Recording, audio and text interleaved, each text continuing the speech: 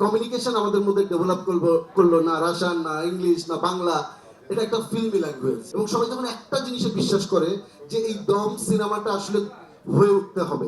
ঈশো অসুস্থ হয়েছে দুর্গম লোকেশনে, মেডিকেল সাপোর্ট নাই, তারপরেও কিভাবে কাজ করেছে। চঞ্চল ভাই এই শীতের মধ্যে কিভাবে কাজ করেছে এবং বাংলাদেশে যে টিমটা এসে কাজ করে সেটাও কত চ্যালেঞ্জিং জার্নি ছিল প্রত্যেকটা মানুষ।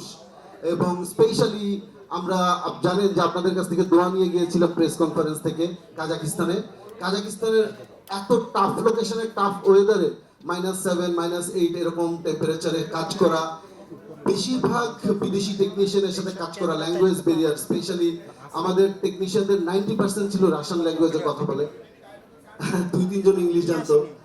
খুবই অদ্ভুত একটা কমিউনিকেশন আমাদের মধ্যে ডেভেলপ করলো না রাশিয়ান না ইংলিশ না বাংলা, এটা একটা ফিল্মি ল্যাঙ্গুয়েজ। এবং আমরা সবাই এই ল্যাঙ্গুয়েজটা তখনই তৈরি হয় যখন বিশ্বাস তৈরি হয় এবং সবাই যখন একটা জিনিসে বিশ্বাস করে যে এই দম সিনেমাটা আসলে হয়ে উঠতে হবে।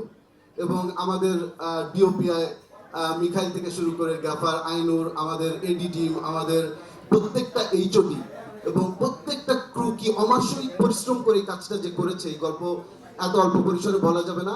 শুধু এটুকু বলে রাখি যে এই সিনেমাটা বাংলাদেশের জন্য অবশ্যই একটা গুরুত্বপূর্ণ সিনেমা হতে পারে এবং ওয়ার্ল্ড মার্কেটে মানে পাল্লা দেওয়ার জন্য যে আমাদের যে সিনেমাগুলো দরকার, এই সিনেমাগুলো আমি মনে করি সেই জায়গায় পৌঁছাতে পারে। আপনাদের সবার সাপোর্ট লাগবে, ভালোবাসা লাগবে।